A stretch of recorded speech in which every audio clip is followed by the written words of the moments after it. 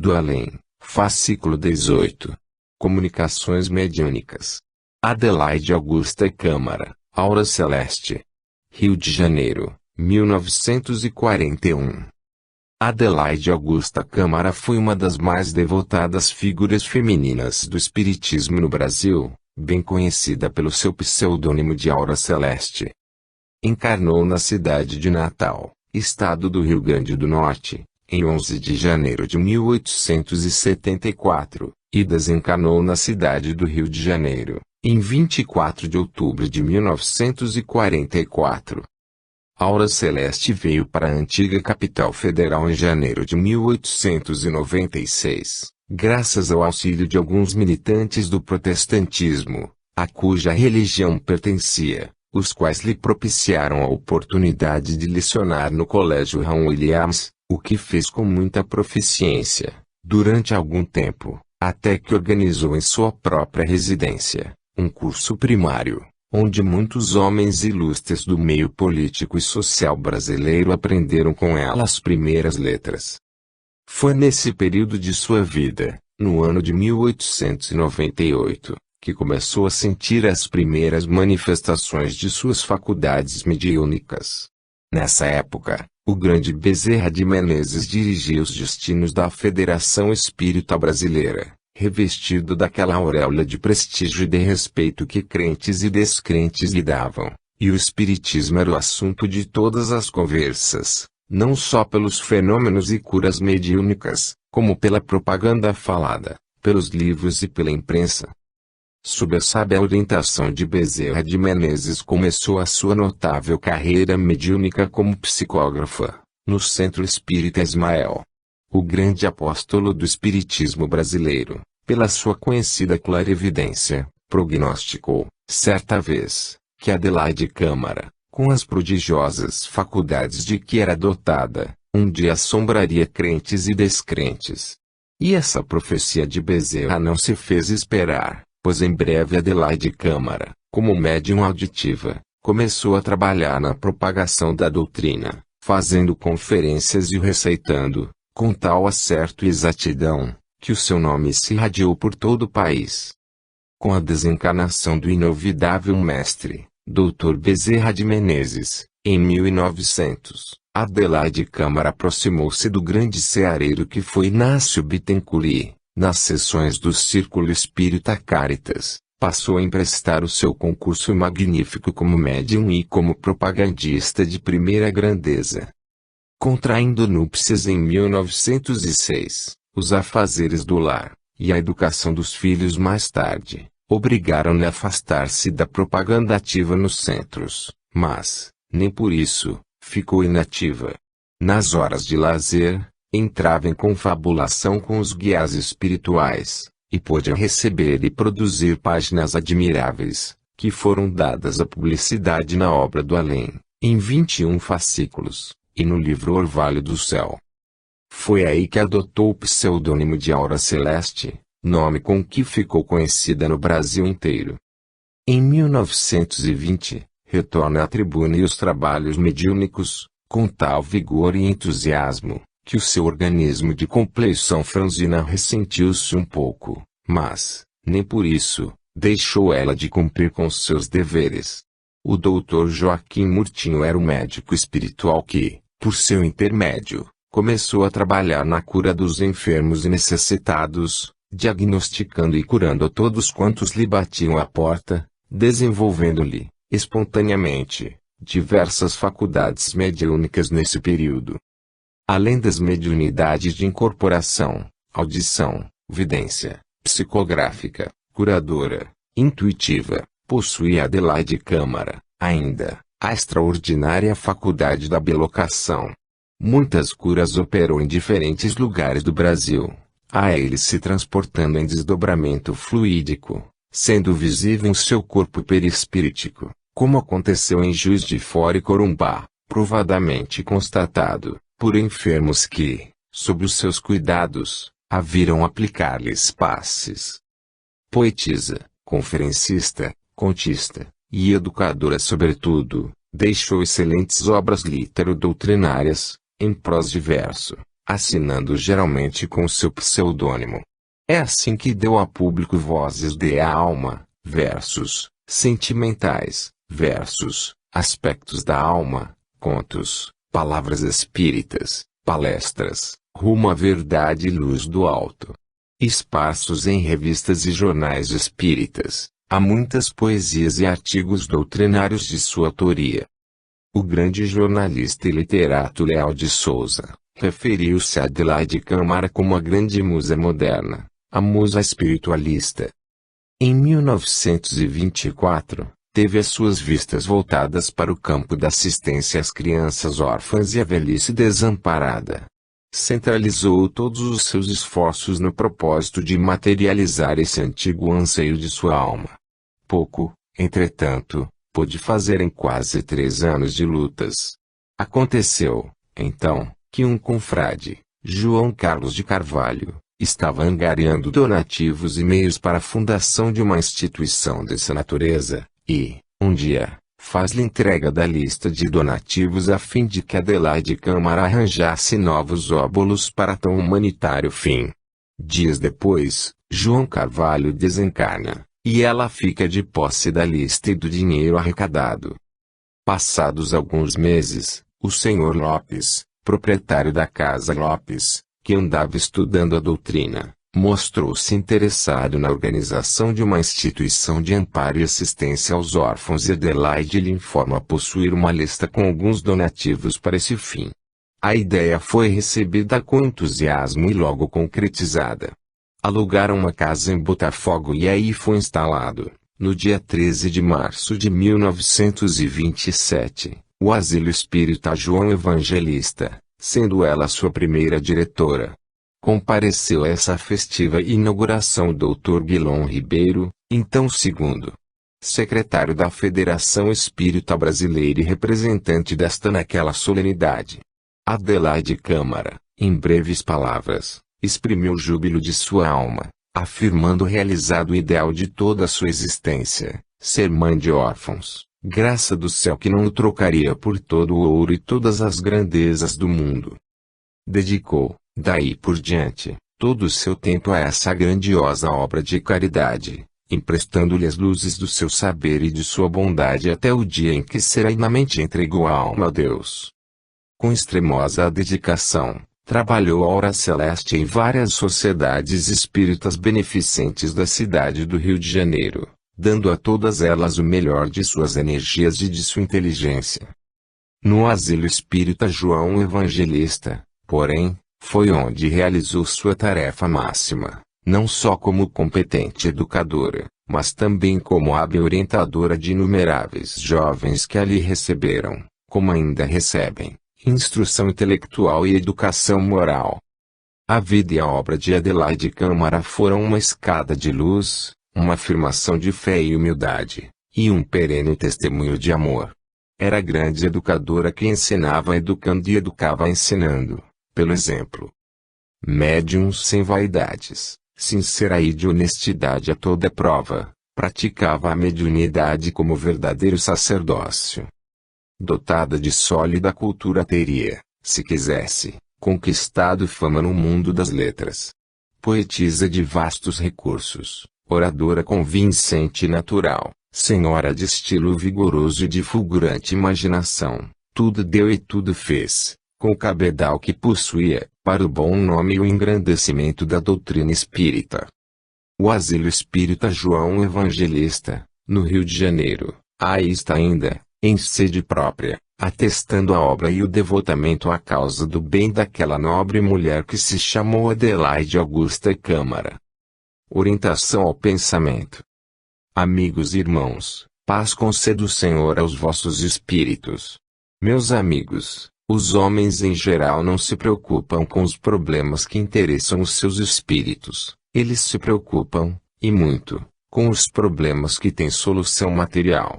Alguns, pelo interesse do materialismo, não cogitam sequer dos benefícios da alma, olham tão somente para o que diz respeito aos seus corpos, e, pela ambição de satisfazer todos os seus desejos, muitas vezes encaminham-se por estrada ínvias e vão tropeçando, caindo de vez em quando, sempre a procurar alcançar bens terrenos. Os problemas do espírito merecem bem mais atenção humana. Corpos, todos eles têm que ceder à supremacia dos espíritos, porque nenhum tem existência imortal, enquanto que as almas nenhuma tem existência mortal. Assim, volvei os pensamentos para as vossas almas, procurai enchê-las de virtudes, afastando os sentimentos odientos. Não sejais indiferentes à situação aflitiva em que se encontra a terra. É conveniente ao homem crente no momento, procurar constantemente a comunhão com seu Deus, ter o pensamento fixo no seu guia, e pedir a sua benção, os seus conhecimentos, a sua direção. Solução humana não tranquilizará o mundo, será sempre esse rodopio, esse entrechocar de vontades, enfim, essa mortandade que tanto vos apavora. Deus, somente Deus, poderá enxugar todas as lágrimas, serenar todas as ambições. Deveis continuar a pedir a Jesus, o Consolador, para que a paz se estabeleça. Deus abençoe a cristandade, Deus vos abençoe, e a todo o seu mundo. Paz a todos os homens. Tiago. Em 14 de junho de 1940. Prece de encerramento. Meus amigos, para terminar, eu vos convido a juntar os vossos pensamentos ao meu, em prece ao Senhor. Orai, dizendo comigo: Senhor Deus, Pai de misericórdia e infinita bondade, teus filhos aqui se encontram, esperando de ti as bênçãos que nunca lhes negaste. Senhor Deus, a cristandade diante de ti vem implorar que a tua paz reine em todos os corações, sobre todos os que padecem, sobre todo este mundo que procura viver nessa luta sem tréguas. Senhor Deus, grava no entendimento do homem os ensinamentos de Jesus, o manso Cordeiro de Deus, imaculado e puro, cujo pensamento foi sempre amoroso para todas as criaturas, cujos atos foram sempre os mais elevados, cujos sentimentos para as criaturas foram sempre elevadíssimos. E permite que os seus corações possam receber as influências do alto, para que o ódio não viceje, para que sentimentos maus não encontrem guaridas sobre a terra, e para que a discórdia desapareça dos lares, e a harmonia fique em seu lugar. Permite, Senhor, que todas as criaturas humanas possam crer em Ti, que és poderoso e bom Senhor de todos os mundos. Paz a todos os homens. Bianca. Em 14 de junho de 1940. Precioso estudo. Amigos e irmãos, seja convosco a paz do Senhor. Procurai manter os vossos espíritos sossegados, para poderdes receber do além os fluidos salutares que tanto bem produzem aos vossos espíritos, e não deixeis que as perturbações que avassalam a terra alcancem a parte interna do vosso ser. Neste mundo, em que Deus habita, em que mora a consciência do homem, pode existir a tranquilidade que lá fora não existe. É bastante que aquele que tem fé e que compreende e realiza a vida fora deste plano terreno, abra as portas ao seu Pai, e compreenda que deve perdoar, e por isso tem que perdoar. Atenção para receber e assimilar os pensamentos que vêm de Deus, e coração aberto para poder nele receber a sementeira do bem. Meus amigos, quanta tristeza, quanta dor, quanta lágrima envolve o vosso mundo. São as dores de resgate daqueles que para esse fim desceram, são aqueles que, carregados de culpas, de fardos, cujas responsabilidades não podem afastar dos ombros, pagam até o último centavo a sua dívida, e nem por isso deixamos de aliviar os seus sofrimentos nessas horas de dores. As mães, as viúvas e as pobres criancinhas esfaceladas, e horrivelmente mortificadas nesta terra onde a sua inocência mal não produziu, no entanto, são essas criaturas infantis, portadoras de espíritos que desceram a este mundo com o fim de cedo se libertarem do peso do seu corpo. Deus, em sua alta sabedoria, não podia permitir martírio de inocentes. São esses inocentes corpinhos espíritos que necessitam de passar por essas dores amargas. Entretanto, seja louvado o santíssimo nome do Senhor. E que, toda criatura que se preza de ser cristão, Faça sua prece por todo o mundo, por todos os que creem. Deus vos abençoe. Grace. Em 21 de junho de 1940. Opiniões. Amigos e irmãos, como após uma noite tenebrosa surge o sol no horizonte, assim surgirá a paz depois de tenebrosa guerra em que se encontram os homens. Esclarecendo a razão, a fé deve inspirar o coração do homem, para não duvidar, sequer um instante, da misericórdia divina. Não deve a criatura humana, na sua ignorância, estudar, qualificar e determinar assuntos que não lhe competem, mesmo porque, nunca o faz sem partido antecipadamente tomado. É necessário criatura superior, para poder discernir, nesse caos em que se encontra o vosso orbe, com discernimento claro, a visão perfeita dos acontecimentos, para poder tomar uma resolução segura sobre o cataclisma que envolve a vossa terra.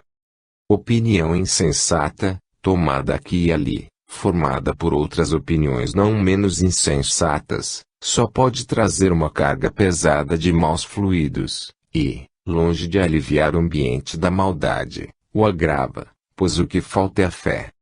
Assim, ordena a fé espírita que cada um sossegadamente carregue consciente os seus deveres, recolha-se dentro de si mesmo e, estendendo o pensamento em prece, apresente o fluido salutar ao seu Criador.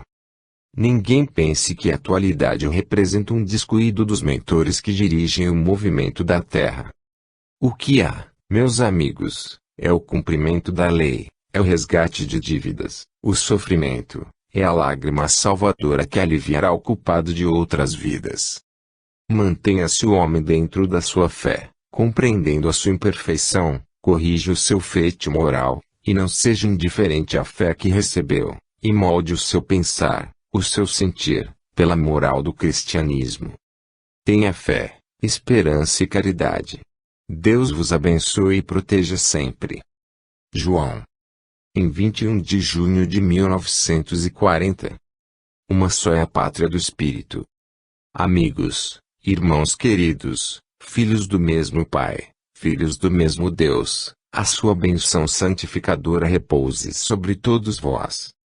Estendendo as vossas vistas espirituais para além desse recinto, muito além de vós, e não tanto para nós, avistamos uma cortina espessa que impede a visão clara de seus habitantes, em prol da paz. Nem todos que dizem esperar, efetivamente esperam. Muitos dizem, e no entanto têm no seu interior sentimentos que não condizem com essa afirmativa. O velho mundo, em sua tremenda condição, revela o seu afastamento de Deus.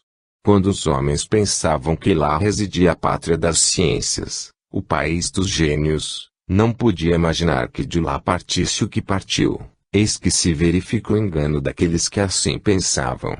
O que há, é o predomínio de poderio sobre os seus irmãos. O que há é a ambição desordenada, enfim, a falta de fé, revelada nas ações, revelada nas resoluções, revelada em todos os atos do que se desenrolam, quais cenas teatrais dantescas, nesta terra abençoada por Deus, amaldita pelo homem. Crentes espíritas que me ouvis, eu não sou um mensageiro de guerra, eu sou o mensageiro da paz, é a paz que o meu espírito aspira, que eu desejo resplandecente em todas a terra, porque eu não tenho pátria, a minha pátria é o universo. E assim devem saber os homens, pois se hoje nascem num determinado país, amanhã pertencerão a outra qualquer região terrena. Mas, quantas vezes se produziu tal fato na minha vida, em quantas partes do mundo eu tive um nascimento? E por que amar mais esta ou aquela pátria, se eu em todas elas vivi, se em todas eu tive família, se em todas eu tive afeições, se a todas elas, a todas, enfim, eu devo que atingir em progresso terreno? Que sei eu? Sei tão somente, que, quando o meu espírito, liberto da carne, partiu para o infinito, é que pude conhecer a minha verdadeira pátria, cuja linguagem é a do pensamento, onde só a verdade brilha, porque a mentira lá não tem lugar. É assim que o amor é verdadeiro, porque o Cristo lá está, é lá que se encontram os espíritos que sabem amar.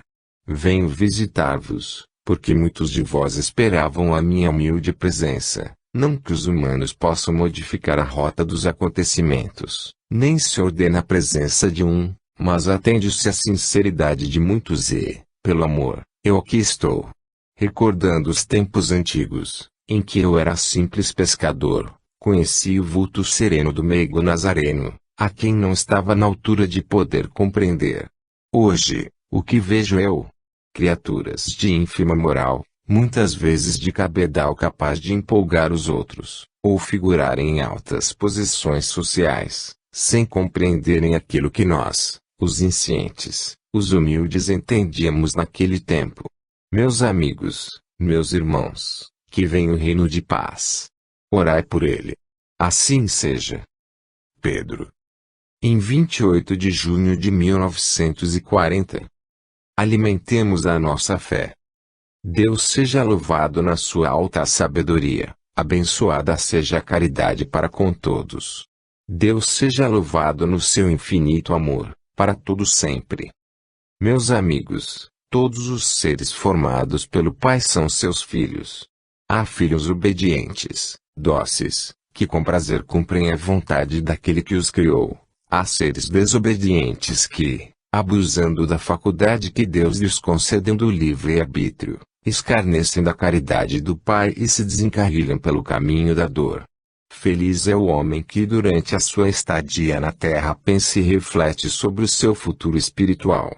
Quando a mocidade, no seu constante pensar volúvel, se afasta dessa lei, a velhice, a maturidade lhe trarão a reflexão, o pensamento fácil, a vontade de ser bom. Ordinariamente, os velhos pensam muito nesses anos que já se foram, e as suas cabeças brancas elevam o seu pensamento a Deus. E os moços, na vertigem que arrasta a mocidade para lugares muitas vezes impróprios ao seu desenvolvimento, não têm o pensamento firme, são quais borboletas, flutuam. Tudo isso é muito natural, tudo isso é próprio dos anos, mas é bom aconselhar todas as criaturas, jovens e velhos, maduros ou não, para que reflitam um instante sequer sobre a situação das suas almas. Os homens são formados para o bem, suas almas são formadas para a eterna primavera da vida. Não há velhos no espaço, as almas são sempre jovens, são sempre belas. E eu me sinto feliz em estar naquele meio em que me encontro, gozando a mesma felicidade que gozam certas criaturas do que eu conhecia na terra, e que hoje se encontram igualmente felizes, pois todos lá têm fé. Os que não têm fé, os que vivem na incerteza do seu futuro, esses não poderão ser felizes. Aqueles que colocam a felicidade no pedestal da fé podem se considerar felizes. Alimentai todos a fé, nas vossas preces, nos vossos pensamentos. Amai o mundo que Deus criou, amai os seres vossos irmãos. Sendo assim, sentireis a bondade invadindo o vosso eu. Amai-vos, só assim vos sentireis felizes, sentireis essa paz que sentem os bons. Ao contrário disso, só vereis tristezas, causas de desgostos a cada pesar que se apresenta. Nunca esqueçais a caridade, meus irmãos.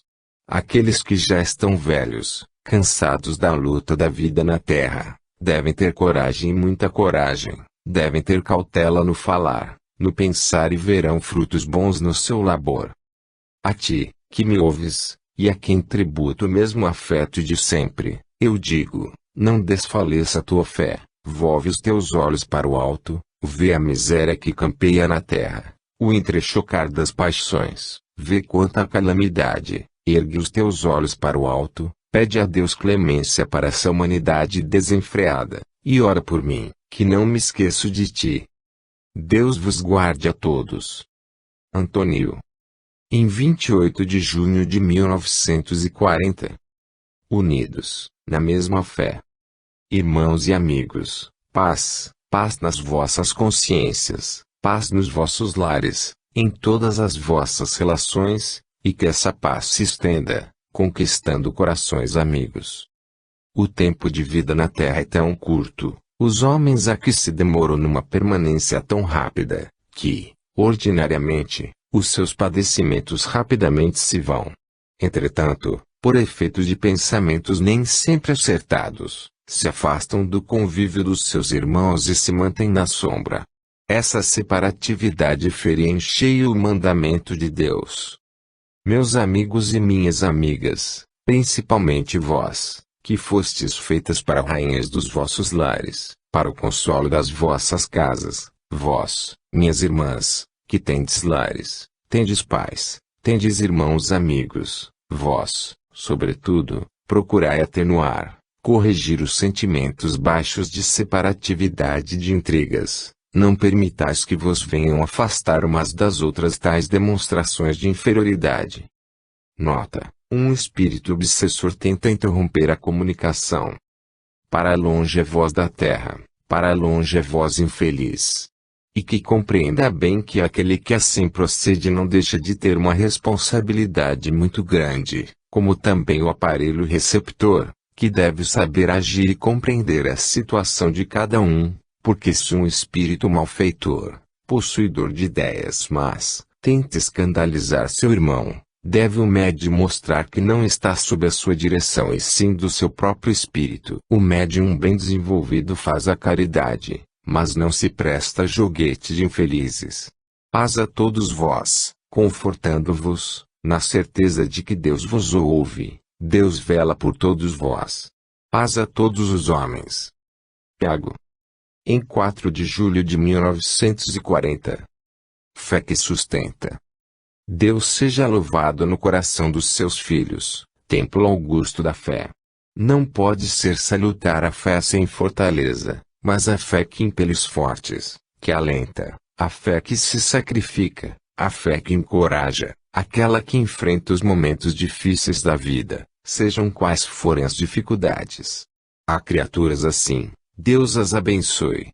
Vós, aprendei, Deus vela por todos os seus filhos, Deus ama igualmente todas as criaturas, Deus observa com o seu olhar justo e ao mesmo tempo misericordioso, as ações e as demonstrações daqueles que são fiéis.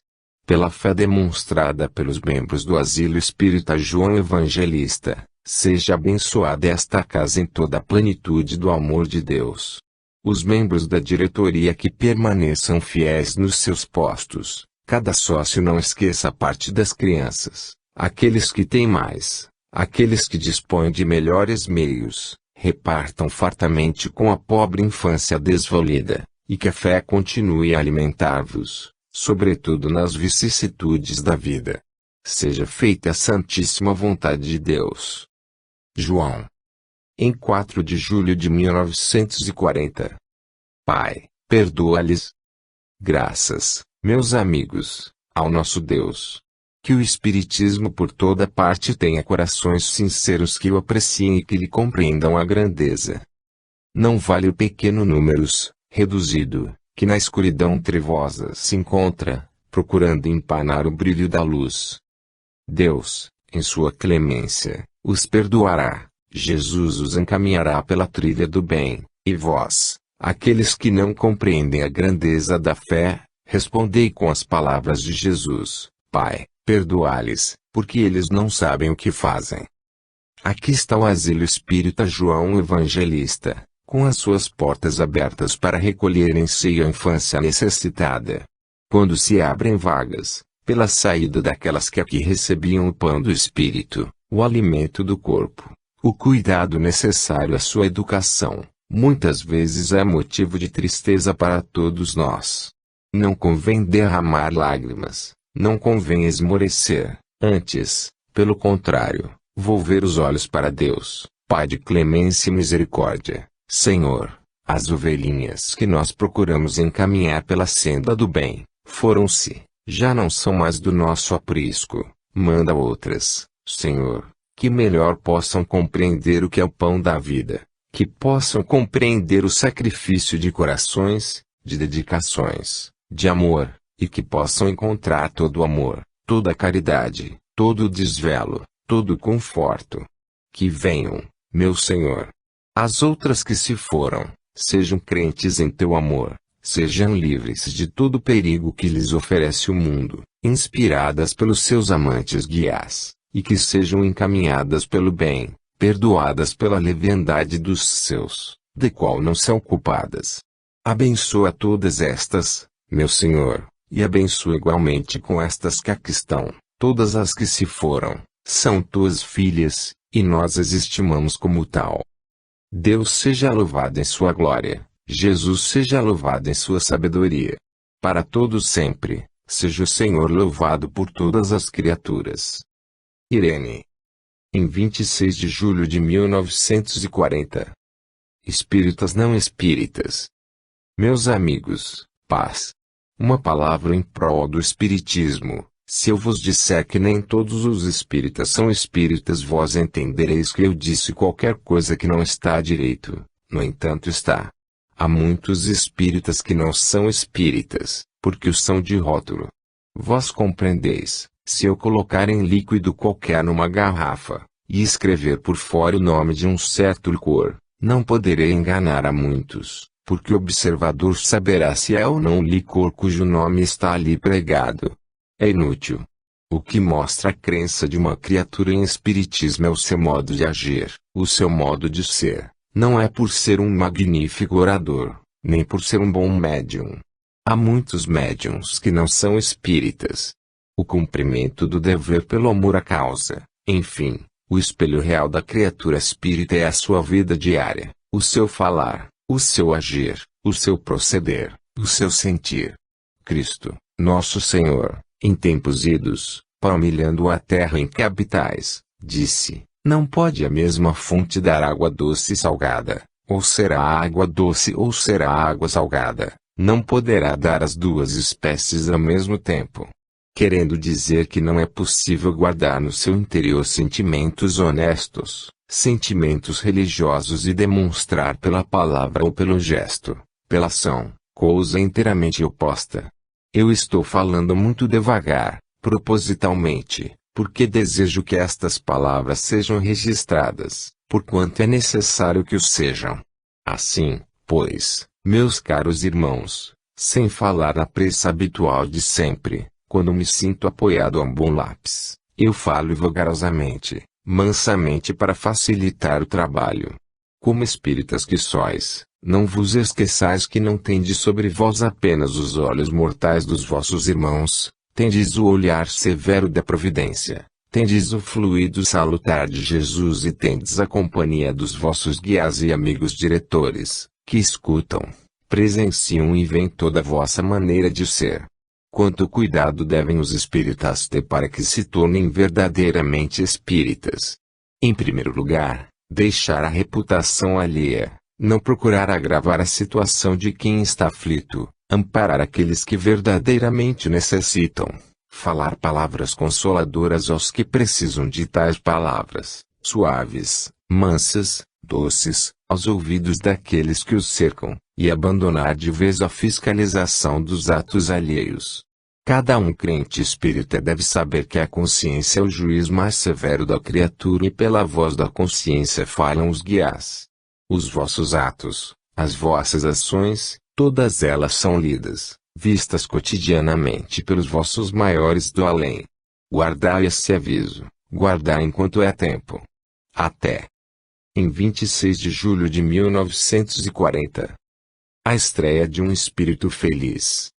Meus amigos, meus irmãos, uma estreante, um espírito que deseja se manifestar, não porque tenha ciência para transmitir, mas porque representa a voz da experiência, e tem desejo de edificar os seus por essa experiência que acompanhou os meus dias terrenos até o limiar da vida além túmulo. Entrando no seio da eternidade, devo dar graças ao meu Deus por tudo quanto padeci na terra, todas aquelas provações, todas aquelas contrariedades, tudo quanto parecia avesso na minha vida, nada mais era do que o cumprimento do meu dever ao meu Deus, porque devia pagar as dívidas passadas.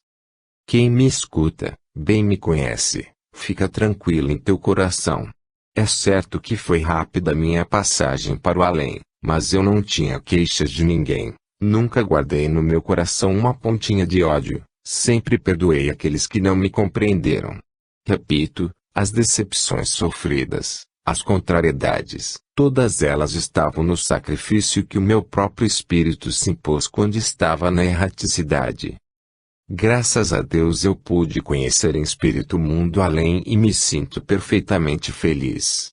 Sinto-me tranquila, amando o meu semelhante, desejando a todos amparo e aventura pela fé. Essa felicidade passageira que o mundo oferece é banal, não tem alicerce sólido, só pode fazer mal, enquanto que aquilo que aparentemente representa o mal é nas mãos da providência um verdadeiro penhor de salvação. Aqui me tens, minha querida. Sou feliz. Acácia. Em 2 de agosto de 1940. Salutares conselhos de um ser feliz. Louvado seja Deus, nosso Senhor Jesus Cristo.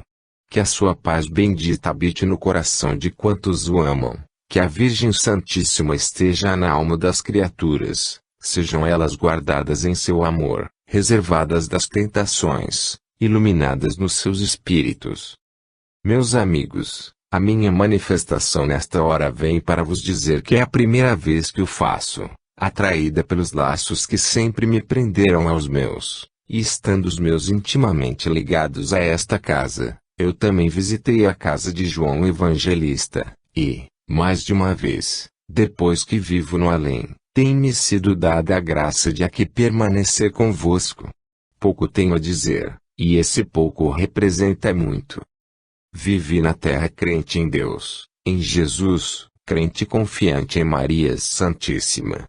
Passei para o além, Deus não se esqueceu de mim, tem sido tão bom para mim, que me proporcionou um meio em que tudo é satisfatório.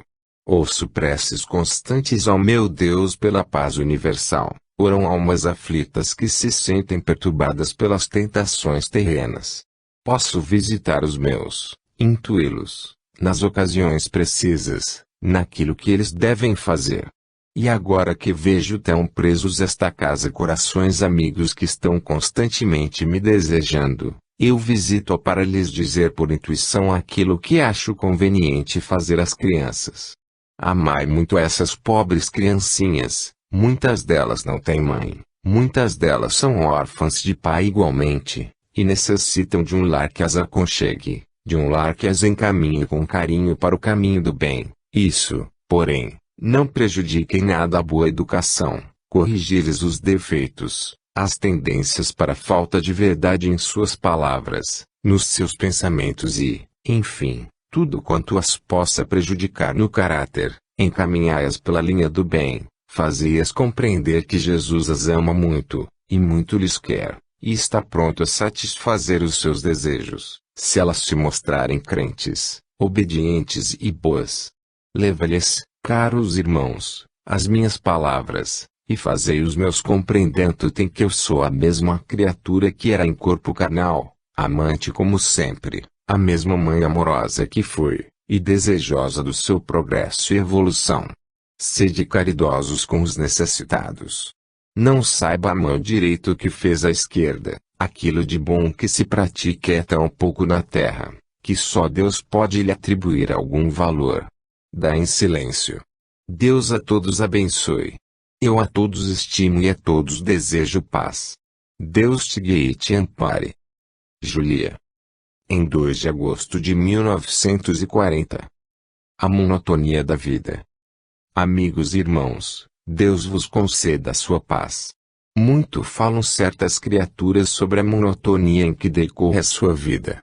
Alguns aqui sentem vazia, como que lhes faltando algum elemento de felicidade. Outros a sentem desoladora, pela existência de seres queridos que perderam e que desejavam ter até hoje em sua companhia. Outros sentem a vida uma pesada cruz, por causa dos sofrimentos que lhes acicatam o corpo, cruciado pelas aflições. Muitos, ainda, sentem a vida como um castigo, porque nela só encontram contratempos, só encontram desilusões, só encontram contrariedades, e nenhum só dos seus desejos satisfeitos.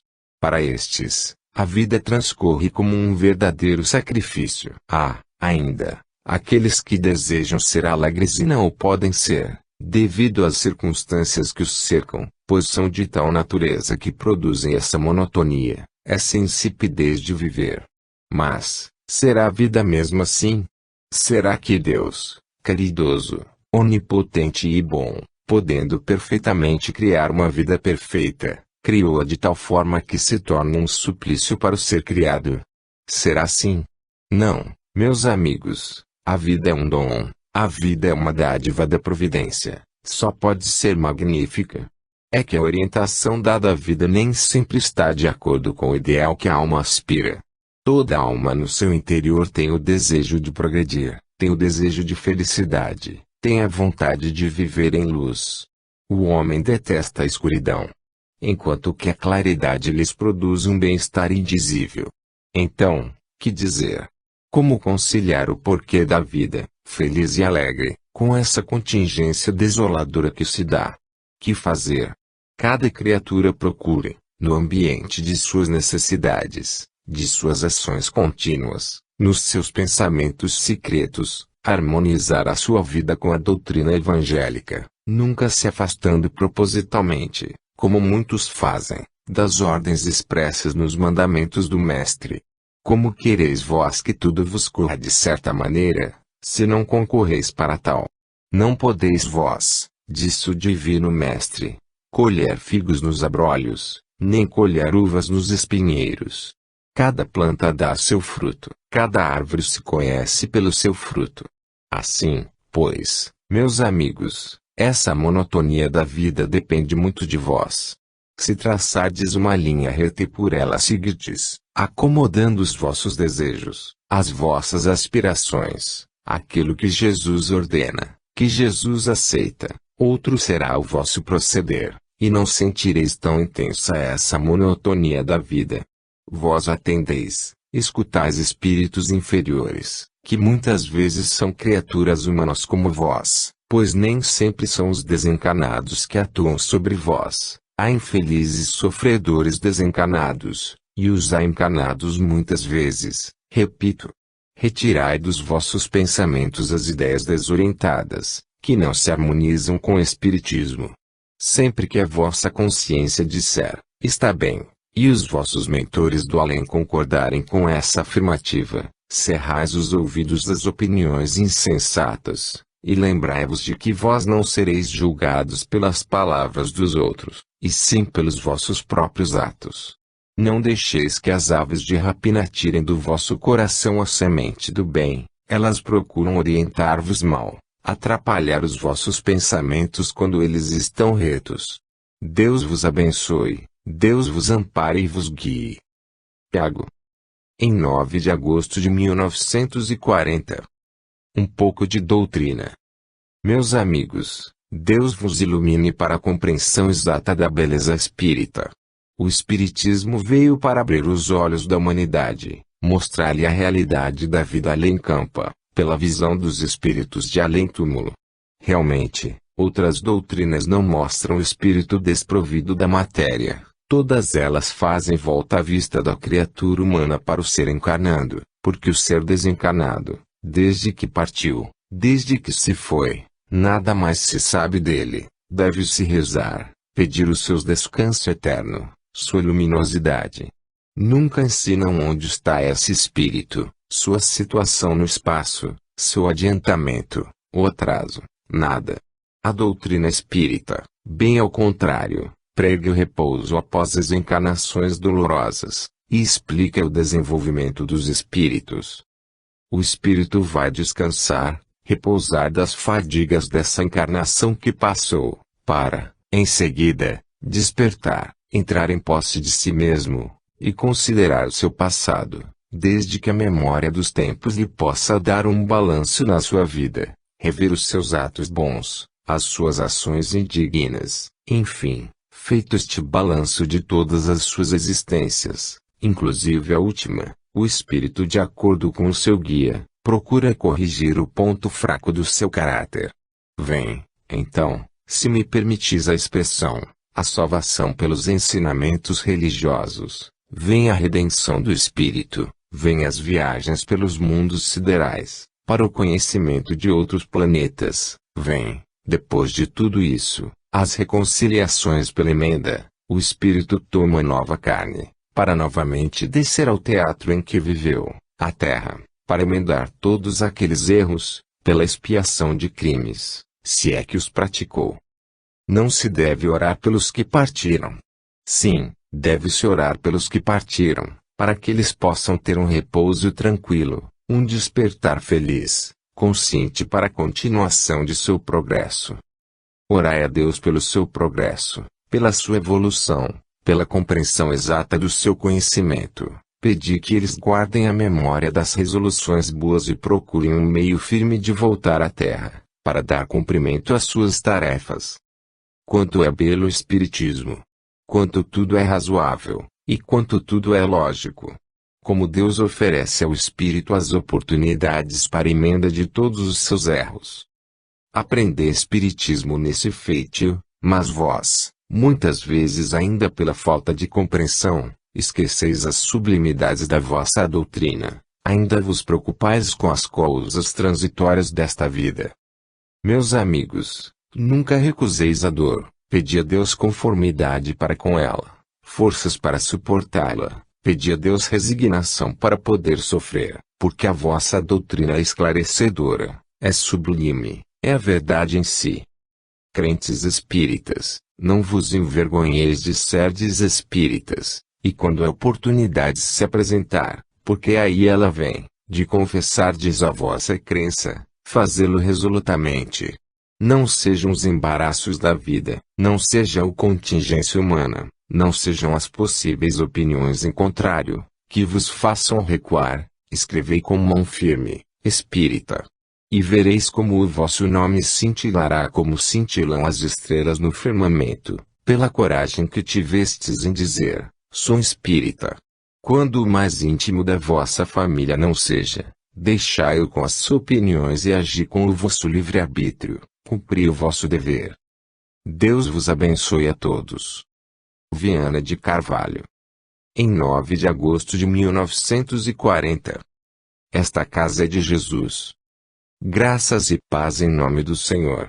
Amigos e irmãos, sempre com pensamento fixo em vós, sempre pedindo a Deus a vossa evolução, o vosso progresso.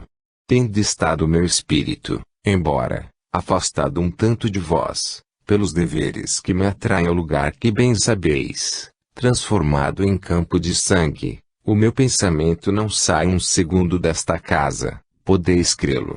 Não ignorais que os inimigos, infelizes que não têm luz, e que da treva lançam os seus laços sobre as criaturas terrenas, buscam tentar as criaturas humanas, no intuito de as afastar do cumprimento dos seus deveres. E elas aceitam essas intuições pérfidas, intuições que as prejudicam, porque não sabem discerni-las, as tomam como suas. Realizam os planos desses infelizes supondo realizar suas próprias ideias. Não percais de vista a verdade que tantas vezes tem sido repetida neste recinto, esta casa, sendo de João Evangelista, é do próprio Mestre, pois, se João Evangelista foi sempre um discípulo amado do Senhor, o mais obediente, o que mais perto dele se manteve, o que mais compreendeu o seu sentir, o que mais se edificou com a sua doutrina, se João Evangelista sentiu o pulsar do coração do Divino Mestre, e aceitou uma obra como esta, que podemos pensar? Que podemos dizer daqueles que pensam de maneira diversa, por essas intuições infelizes a que me refiro?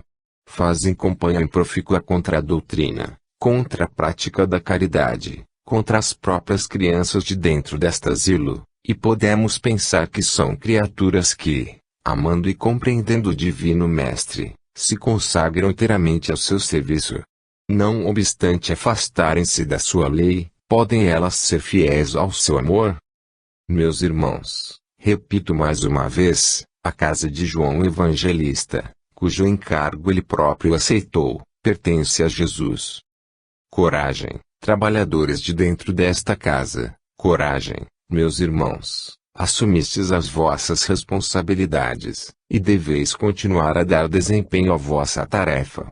Cerrai os vossos ouvidos às influências da treva, e, ao mesmo tempo, enérgica e resolutamente dai satisfação dentro desta casa às exigências dos vossos cargos e responsabilidades como uma mãe querida e amorosa, não pisando, contudo, nem de leve, o mandamento precioso da caridade, porque, segundo a expressão de Paulo, o apóstolo inspirado do cristianismo, todas as três virtudes são grandes, mas a maior é a caridade, referindo-se à fé, à esperança e à caridade. Tende, pois, paciência nas vossas almas, constância no vosso servir a Jesus, e amai aquelas que vos forem confiadas, cujos destinos nunca podemos adivinhar, mas o vosso dever deve ser igualmente cumprido com retidão e justiça. Deus vos ampare e vos abençoe. Irene.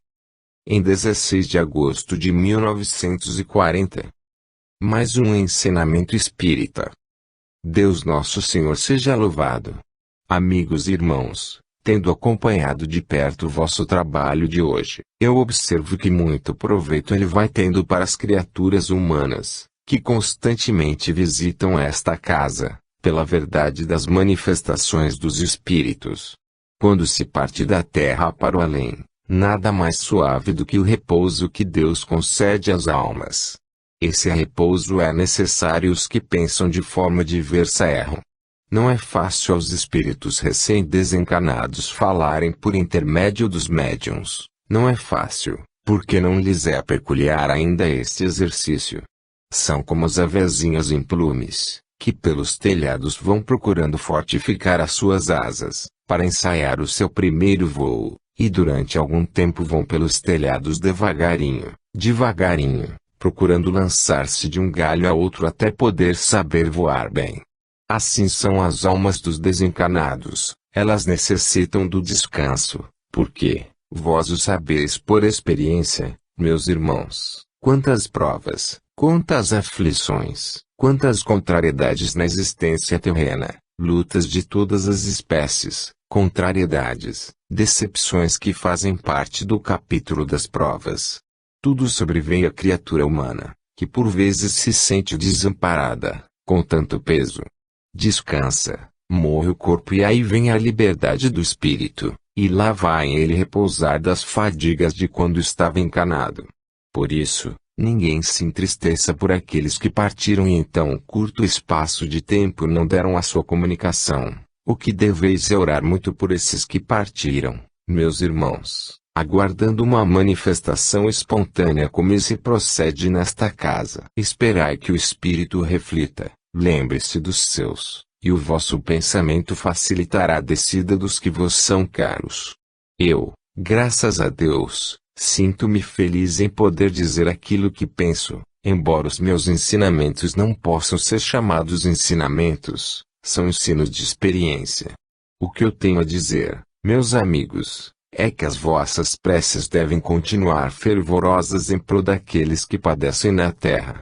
Não obstante parecer mais reduzido o campo de ação, o sofrimento parece ter atingido seu auge, ensanguentando ainda mais a terra, tudo arrasando, matando corpos, martirizando espíritos. Não cesseis de orar, orai muito, orai com fé, com fervor, pedindo a Deus misericórdia, alento para os corações de mães, de esposas sofredoras, desesperadas, que vivem mortificadas, com o pensamento da separação dos seus filhos e esposos. Ah!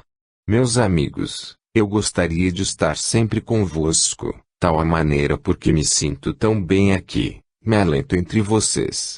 Sinto ali dois corações cheios de contentamento, reconhecendo a pessoa que fui na terra, e que hoje sou como espírito, produzindo um bem-estar indizível. Mas a tristeza não me abandona, por causa dos meus irmãos do outro lado, como padecem, como sofrem horrores.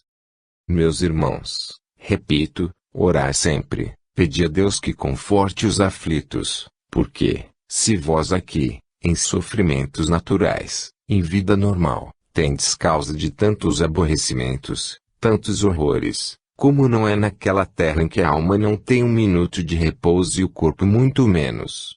Não tenhais partidos, não formeis cordão, tende o pensamento de caridade, pela humanidade, buscar realizar, pela prece, pela fé, a paz universal. Abençoado seja o lar de João Evangelista. Que continue a ter em seus seios necessitados, os desvalidos. Maria Rita. Em 16 de agosto de 1940. Mandarei o Consolador. Deus seja louvado. Louvado seja o Santíssimo nome de Jesus.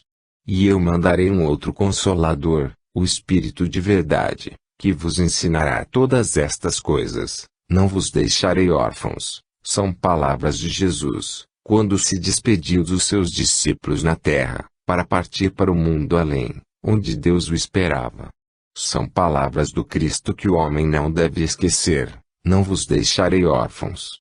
Quando vós estáis na necessidade, e vos supondes abandonados, vos queixais e sentis dores profundas da alma, na ideia de que os homens não são vossos amigos, os mais íntimos não vos são devotados, os mais queridos, os que deveriam ser mais agradecidos, não o são. E a criatura humana se sente só e diz: vivo inteiramente entregue aos sofrimentos, sem conforto, sem paz, na turbulência de uma vida infeliz, padecendo não e no corpo. A esses que assim se esquecem do Mestre amado, eu pergunto: estareis vós órfãos, talvez? O Mestre, o Divino Jesus, Pai dos sofredores, amante dos que padecem, devotado e bom para com o próprio pecador, esqueceu a sua promessa. Faltou ao cumprimento dela, quando disse em outros tempos: não vos deixarei órfãos. Ou pensais que aquelas palavras se referiam tão somente aos 12 apóstolos, e a mais ninguém? Se assim pensais, estás em erro. 12 eram os discípulos naquela época, chamados apóstolos. Mas, quantos se encontram hoje na face da terra, que são discípulos do Divino Mestre? Todo cristão é o seu discípulo, e o que lhe é devotado é um cristão, e esses são seus filhos. Estareis órfãos? Não, meus amigos. É a fraqueza do homem, é a sua falta de compreensão evangélica, é que as forças lhes faltam para suportar o peso da cruz, e ele não sabe onde vai buscar essa força. Para o corpo, recorre à ciência e, muitas vezes, aos fluidos mediúnicos, para minorar o sofrimento atroz que o crucia, mas, para a alma, que se desencaminha, que foge, que esquece a promessa do Cristo, o que procura? Que dizer? Lembrar, mais uma vez, para aqueles que me escutam, que têm necessidade de recordar, a sua palavra que jamais falhou: não vos deixarei órfãos, virá o Consolador que vos ensinará todas as coisas. E o Espiritismo aí está, para explicar a necessidade do sofrer, para o fazer compreender, e ele veio trazendo alento para os que padecem, trazendo forças para os que se entregam ao mal, para a sua emenda. Coragem, trabalhadores do Senhor. Se ainda não vos entregastes à prática do bem, que vos conduzirá à prática do Evangelho, é tempo de principiardes. O Evangelho não é só a palavra, é ação. E quando a ação é sincera, verdadeira, ela se desdobra em atos verdadeiramente evangélicos, e o espírito se sente bem. Quantos conheceis vós, fracos, doentes, quase prestes a sucumbir, e que reagem de um momento para outro? Por quê? Então, será privilégio, terá Deus escolhidos? Não. É que a fé se prova na hora, palavras, levas o vento, ação, permanece fixa. Sofrei quando tiverdes necessidade de sofrimento, mas, não amargureis os vossos dias terrenos pela falta de fé em Jesus. Jesus não vos abandonará, não vos deixará órfãos, Jesus vos confortará, será o vosso amparo até o último dia da vossa existência terrena. Não vos esqueçais que o Mestre é tudo, quem nele confia não perecerá. Deus abençoe a todos, agora e sempre. Que a sua paz bendita permaneça entre vós. Jean-Marie Vianney, Curidars. Em 23 de agosto de 1940. A convicção de um sábio. Paz, irmãos e amigos.